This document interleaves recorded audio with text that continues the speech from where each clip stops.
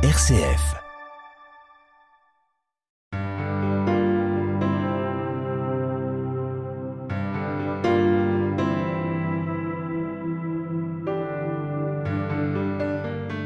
Bienvenue dans l'émission Dieu a changé ma vie, émission qui donne la parole à des croyants de tout âge qui acceptent de partager leur témoignage en nous racontant le parcours qui les a menés vers Dieu. Aujourd'hui, il s'agit du témoignage de Samuel Pruvot, rédacteur en chef de la rubrique Actualité du journal hebdomadaire Famille chrétienne. Bonjour Samuel. Bonjour Lorraine. Dans le passé, vous avez été rédacteur en chef du magazine France Catholique et vous faites partie des créateurs du festival d'évangélisation Annuntio et aussi du congrès Mission, un événement qui réunit chaque année des milliers de chrétiens. Alors ce 1er octobre 2021, il y avait une nouveauté car vous avez lancé, durant ce congrès, la revue Mission. Pouvez-vous nous en dire quelques mots ? Oui, alors merci Lorraine de m'offrir cette belle occasion. Alors cette revue, elle est très intéressante pour les auditeurs parce que chaque numéro, c'est un trimestriel. Nous avons un thème et comme par hasard, le premier thème, c'était la conversion. Et donc l'idée, c'est qu'il faut bien sûr nous convertir, chacun d'entre nous, nous convertir collectivement, nous l'Église catholique, et puis proposer cette belle démarche, même si elle est un petit peu rude, proposer cette démarche à tous nos compatriotes, en sachant que, juste pour être un peu provoque, comme il paraît qu'il y a 2% de nos compatriotes qui assistent à la messe le dimanche, ça veut dire qu'on a un marché extraordinaire en France, puisque 98% des Français ne sont pas encore complètement connectés, et nous en savons quelque chose, parfaitement connectés à Jésus-Christ. Voilà, et c'est la raison pour laquelle en fait on a fondé cette revue. C'est pour que chaque trimestre, eh bien tous les missionnaires de tous les bords, de tous les âges en France puissent avoir des outils, des encouragements, une endurance, une persévérance pour ce formidable horizon de la mission. Alors cette année, le congrès Mission avait lieu dans différentes villes de France, alors qu'habituellement c'était uniquement à Paris. Alors combien avez-vous vendu d'exemplaires en tout ? Alors en fait, on était sur une petite dizaine de villes, je crois de mémoire 9. C'est ça. Et on a dû vendre. Alors je suis pas très bon pour les chiffres. Hein. Chacun ses spécialités, mais on a vendu en fait plusieurs centaines d'exemplaires dans chaque lieu, ce qui pour nous était très encourageant. En revanche, c'est vrai que pour nous maintenant le challenge, c'est de transformer ces premiers abonnements. Ces premières ventes justement en abonnement. Et du coup, il va falloir être un petit peu patient pour que il y a eu quand même 17 000 participants. Hein, que ces 17 000 participants aient un déclic mental et sentimental et se disent bah oui mais mince, c'était tellement génial cet événement. En attendant le prochain événement en octobre 2022, on peut faire que tous les jours ça soit congrès mission à la maison, en nous abonnant à cette revue. Et donc, pour les auditeurs les plus acharnés, il faut un clic et juste de l'électricité, c'est revuemission.fr. D'accord, et effectivement, il y a eu parmi d'ailleurs les villes de France qui ont accueilli cette année le congrès Mission, bien sûr la ville de Lille, qui fait donc bien partie du territoire des Hauts-de-France. Et vous visez particulièrement les jeunes. Alors, quels sont les espoirs que porte actuellement la jeunesse chrétienne ? Alors, en fait, c'est vrai que ça peut paraître un peu bizarre d'ostraciser ceux qui ne seraient pas jeunes. Déjà, moi, par exemple, je ne ferais plus partie de la catégorie jeune. Non, en fait, pourquoi est-ce que c'est si important pour nous ? Pour le dire de manière un petit peu brutale, le défi à nos yeux, c'est de savoir si, non pas si l'Église va continuer, puisqu'elle a les promesses de la vie éternelle, Jésus qui nous le dit. En revanche, aucune église particulière, aucun mouvement, aucun diocèse, aucune paroisse n'a les promesses de la vie éternelle. Et d'ailleurs, la vie de l'Église le montre, en 2000 ans, il y a des choses qui naissent, il y a des choses qui meurent, il y a des choses qui se métamorphosent. Et du coup, tout le challenge pour les générations qui ont moins de 30 ans en France, c'est est-ce que demain, la foi catholique sera toujours vive ? Est-ce qu'elle existera toujours en France et sous quelle forme ? Et notre pari, c'est que bien sûr que cette foi chrétienne, elle sera toujours vivante en France, à la condition, et c'est une condition qui nous semble importante, que nous ayons vraiment le souci radical de partager, de transmettre cette foi que nous avons reçue gratuitement. Moi, par exemple, qui ai eu la chance de revenir à l'Église catholique grâce à des missionnaires quand j'étais étudiant, je mesure le poids en fait de cette invitation de chrétiens qui vont à la rencontre d'agnostiques. Moi, par exemple, j'étais athée. Pour inviter à franchir le pas, à franchir le seuil, à rentrer dans une église et à rencontrer Jésus-Christ. Et en fait, si nous ne faisons pas cette invitation, sincèrement, il n'y a aucun automatisme. Personne ne sera conduit automatiquement par l'opération du Saint-Esprit dans l'Église catholique. Parce que tout simplement, Jésus a voulu que ça passe de bouche à oreille. Donc il faut bien qu'il y ait des bouches de missionnaires qui parlent à l'oreille de nos chers compatriotes français. Alors l'évangélisation fait partie des piliers de la vie chrétienne, y compris pour les catholiques. Pourtant, les évangéliques en parlent énormément et en font même leur identité. Alors peut-on dire qu'il y a un réveil, pour reprendre leurs mots, chez les catholiques ?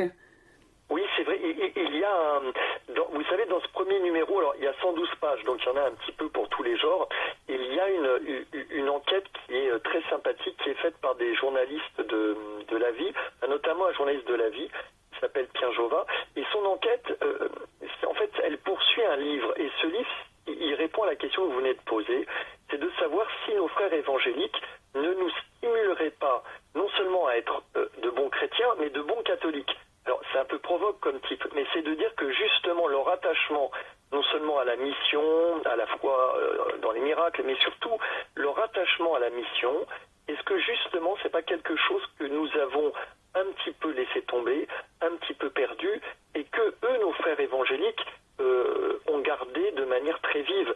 Et du coup, leur audace apostolique, leur audace évangélique, sans jeu de mots, eh bien en fait ça nous stimule à nous retrouver ce qui était nôtre depuis la Pentecôte, depuis Saint-Pierre, depuis les premiers apôtres. Et du coup, je pense que honnêtement, même si ce réveil semble pas trop faire de bruit, il y a un réveil chez les catholiques. Sinon, on n'aurait jamais eu donc ces 17 000 personnes qui seraient venues à un congrès mission dont ils avaient vaguement entendu parler avant, et ils se sont dit, mince, il y a encore des catholiques en France qui pensent que l'on peut transmettre la foi à des incroyants, à des gens de confessions religieuses différentes. Et oui, et donc ça c'est quand même le début d'un certain réveil, Lorraine. Oui. Alors vous qui êtes rédacteur en chef du journal Famille chrétienne, quel est le choix de votre ligne éditoriale et surtout que représente pour vous une famille chrétienne, justement ? Alors, bon, ça c'est une question tout à fait redoutable. Pour être honnête, Lorraine, je pense qu'il y aurait une mauvaise réponse. Une mauvaise réponse, je vous donnerai une réponse sociologique.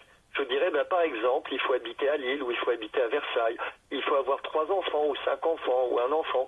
Il faut avoir tel niveau de rémunération, tel diplôme. Et là, en fait, c'est pas très bon comme réponse parce qu'on aurait une réponse uniquement sociologique comme si Dieu était un publicitaire et qu'il essayait d'attraper des clients. En fait, Dieu, comme vous savez, non seulement il existe, mais il est surtout pas un publicitaire, c'est notre Père. Et donc sa miséricorde s'étend sur tous ses enfants. Donc il prend les petits, les grands, les maigres, les gros, les blancs, les noirs, les rouges. Et s'il y avait des petits hommes verts, il les aurait aussi sauvés en fait par sa croix en fait. Et du coup, une famille chrétienne à nos yeux, en fait, c'est un papa, une maman, des enfants, et qui veulent vivre selon l'Évangile dans un monde qui n'est plus chrétien. Parce qu'en fait, c'est quand même ça la vérité, c'est que dans ce très beau pays qui est la fille aînée de l'Église, eh bien les chrétiens sont devenus minoritaires. C'est pas agréable à entendre, mais c'est pourtant ce qui est arrivé. Et c'est pas dramatique, parce que l'Église a déjà connu ces situations de minorité, de crise. Et donc pour être une famille chrétienne aujourd'hui, eh bien il faut prendre ces vérités de toujours de l'Évangile, mais les vivre en 2021, les vivre en 2022, et ça va pas du tout de soi. Et l'intérêt de ce journal, c'est chaque semaine de donner en fait des billes, des pistes, des raisons de vivre selon l'Évangile, de vivre chrétiennement dans un monde qui ne l'est plus, où nos voisins ne sont plus chrétiens, où dans notre famille les chrétiens ne sont plus nombreux, sauf peut-être notre arrière-grand-mère, où nos voisins, nos collègues de travail ne sont pas forcément chrétiens. Eh bien ça c'est pas dramatique, parce que nous sommes chrétiens au milieu d'un monde qui ne l'est plus, et nous essayons d'être témoins du Christ. Oui, alors je vous posais cette question par rapport à votre vision personnel de la famille chrétienne par rapport à votre propre vie et aussi par rapport, du coup, comme je le disais, à la ligne éditoriale de famille chrétienne, puisque je me demandais si vous faisiez un lien avec ou pas une famille chrétienne traditionnaliste, car je ne sais pas si c'est la ligne éditoriale que vous choisissez, mais il me semble que le journal Famille chrétienne était davantage connu pour cette ligne traditionnaliste. Mais peut-être que cela a évolué avec votre arrivée. Vous êtes donc rédacteur en chef de la rubrique Actualité depuis peu. Votre question elle est intéressante, Lorraine, parce que c'est vrai que le Famille chrétienne a une image classique. Et cette image classique, comment dire, on n'en a pas honte, on ne va pas la renier. Vous savez, toutes les études sociologiques aujourd'hui sur le catholicisme en France montrent que ce catholicisme est plutôt un catholicisme qui est dans les grandes villes, un catholicisme qui est plutôt bourgeois, un catholicisme où il y a beaucoup de diplômes, un catholicisme où il y a peut-être plus de moyens qu'ailleurs, de moyens financiers, de moyens culturels. Donc ça c'est vrai sur la sociologie. En revanche, ce que je vous ai dit tout à l'heure, c'est une adaptation nécessaire parce qu'en fait, on a interrogé il y a peu de temps un sociologue qui est assez connu qui s'appelle Jérôme Fourquet, qui est un des patrons de l'Institut IFOP, et qui nous disait, à propos justement d'une sorte de tentation traditionnaliste, être ce que nous sommes, ça pose aucun problème. En revanche, si nous voulons être simplement ce que nous sommes, sans témoigner à l'extérieur, ça va finir par poser un gros problème, parce que sinon nous allons devenir, nous, famille chrétienne, une sorte de bunker au milieu de la France, avec des gens certes bien éduqués, bien propres sur eux, peut-être avec plus de diplômes que les autres, qui connaissent leurs prières en français, peut-être en latin, mais qui seront devenus des étrangers pour tous les autres Français. C'est les 98% d'autres Français dont je vous parlais tout à l'heure. Et ça, c'est profondément contraire à l'Évangile. Parce que le propre de l'Évangile, c'est que le Seigneur nous a demandé quand même d'être le sel de la terre. Il nous a demandé d'être le levain dans la pâte.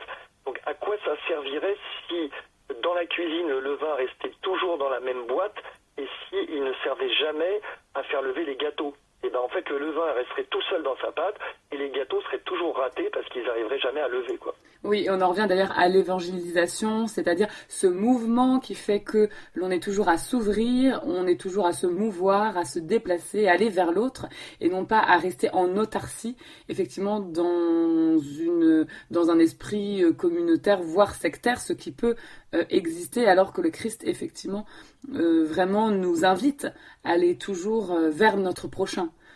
C'est un petit peu... Ce point est vraiment, voilà, j'applaudis des deux mains.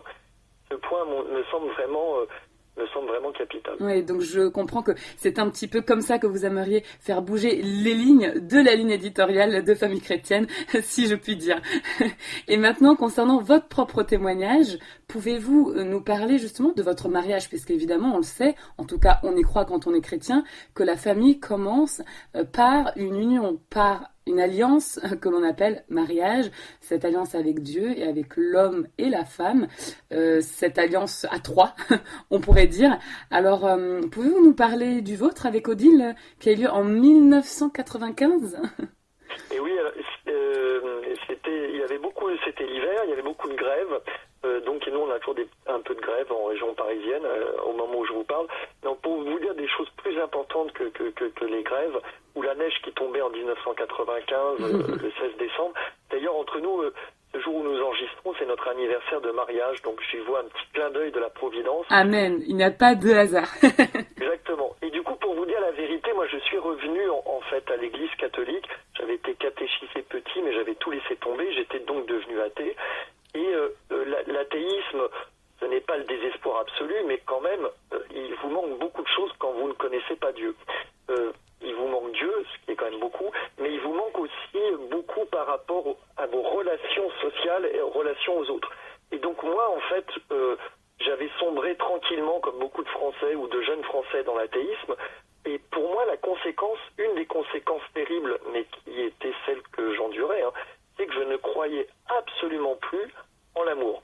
Je pouvais éventuellement croire qu'on pouvait rencontrer une fille ou plusieurs lors d'une soirée et en changer en fonction, je ne sais pas, des goûts, de sa forme physique ou des circonstances.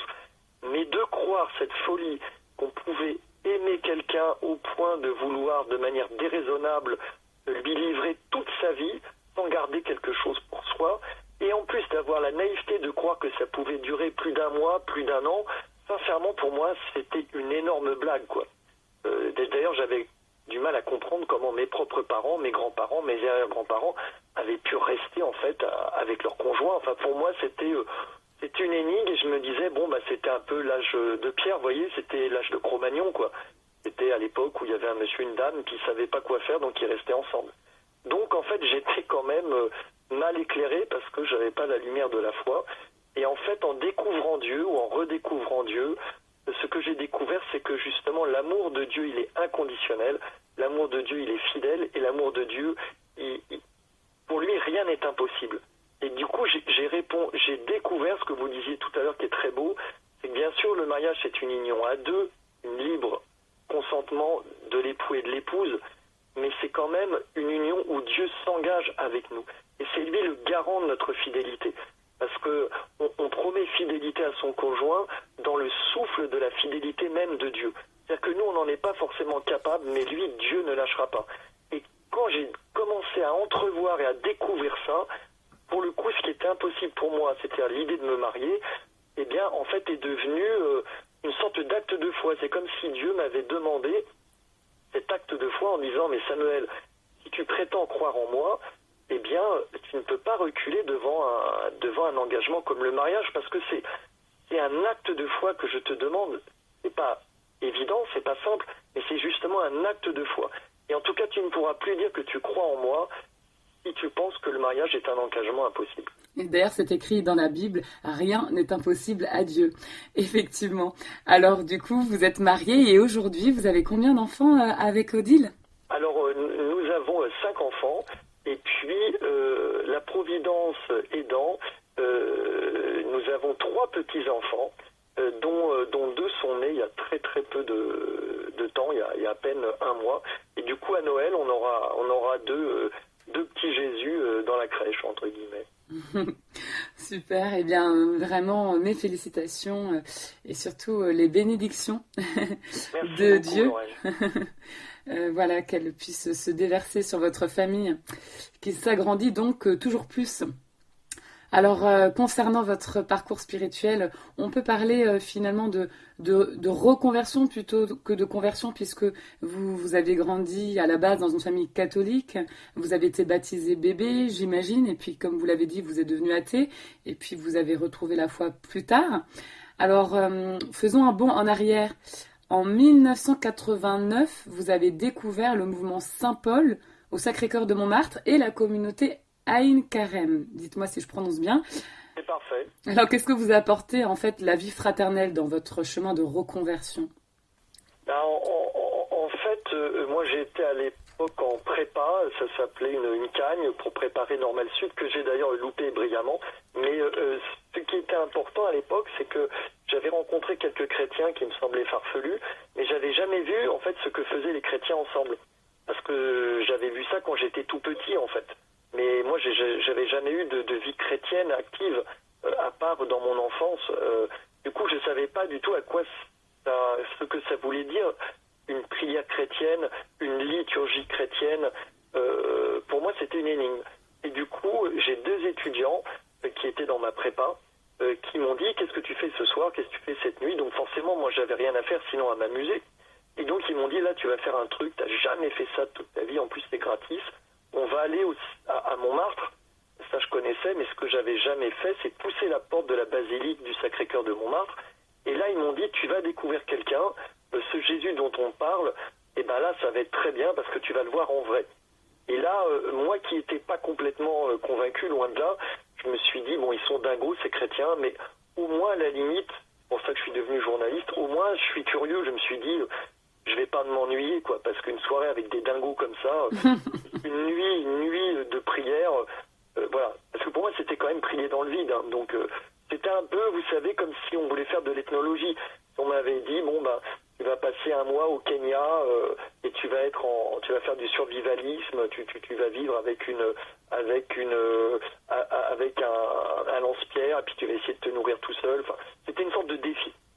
Et en fait, quand je suis arrivé là, pour faire court, vous savez que la basilique de Montmartre, une des particularités, c'est qu'il y a à l'intérieur une prière perpétuelle, une adoration perpétuelle. Tout à fait, pour l'avoir déjà expérimenté, de dormir sur place. Voilà. Il y a des dortoirs. Alors pour moi, vous voyez, j'avais une éducation chrétienne quand j'étais petit, mais j'avais tout oublié, j'avais oublié toutes mes prières. Et pour moi, le fait que Jésus puisse être réellement présent, en fait caché dans ce pain, dans le pain de vie, pour moi, ça n'avait aucun sens. Et du coup, j'étais très frappé de voir cette grande basilique qui était vide de tous ces touristes, de tous ces visiteurs.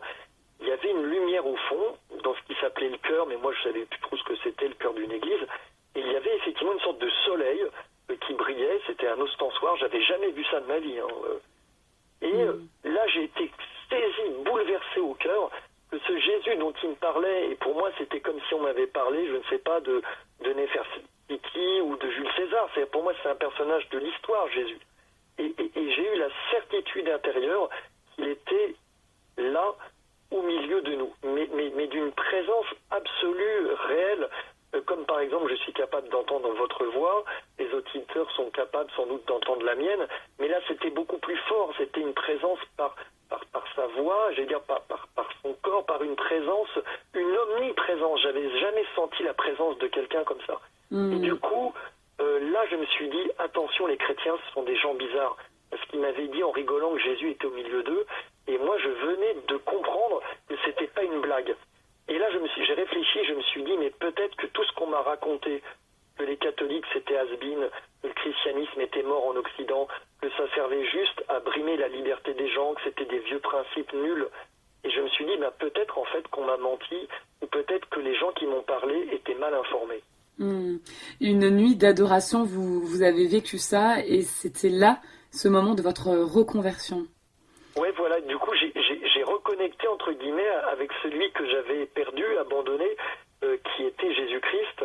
Et c'est difficile d'estimer combien de temps on avait perdu le contact entre lui. Enfin, lui n'avait pas perdu le contact avec moi, mais moi j'avais perdu le contact avec lui depuis, je sais pas, l'âge de 6 ou 7 ans. Donc ça fait quand même un âge où on se construit, l'âge de l'adolescence, etc., du jeune adulte.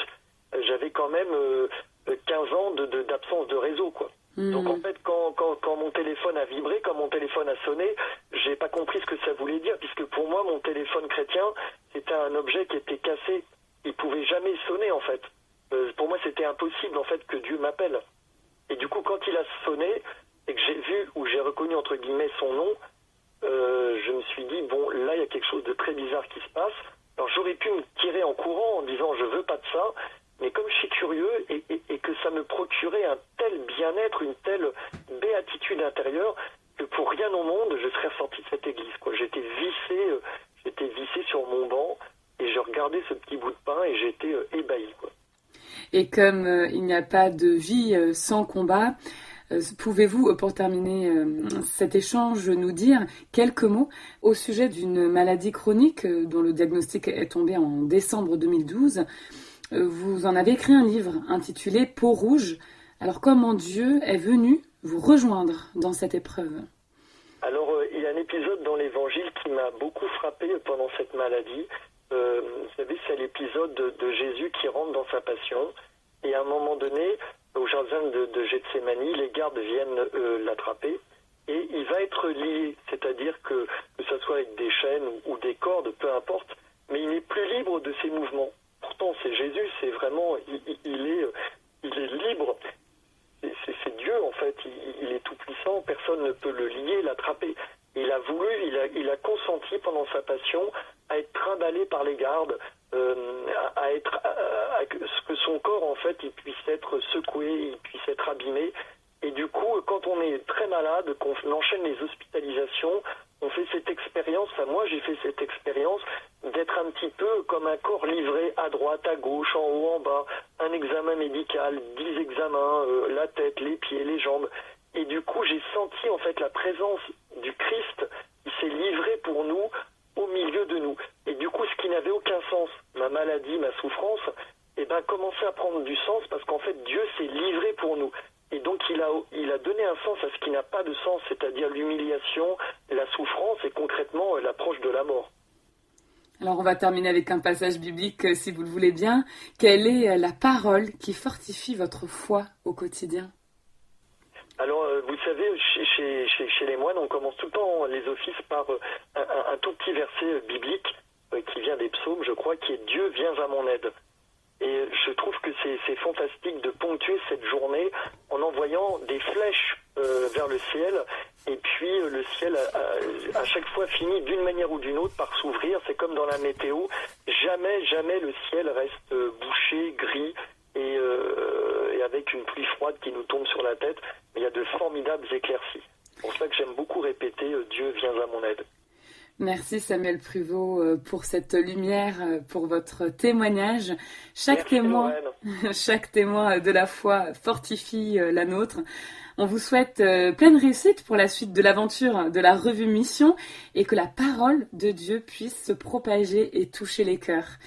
Merci à vous, chers auditeurs, pour votre écoute et votre fidélité. À bientôt, toujours sur RCF, la radio où la joie se partage.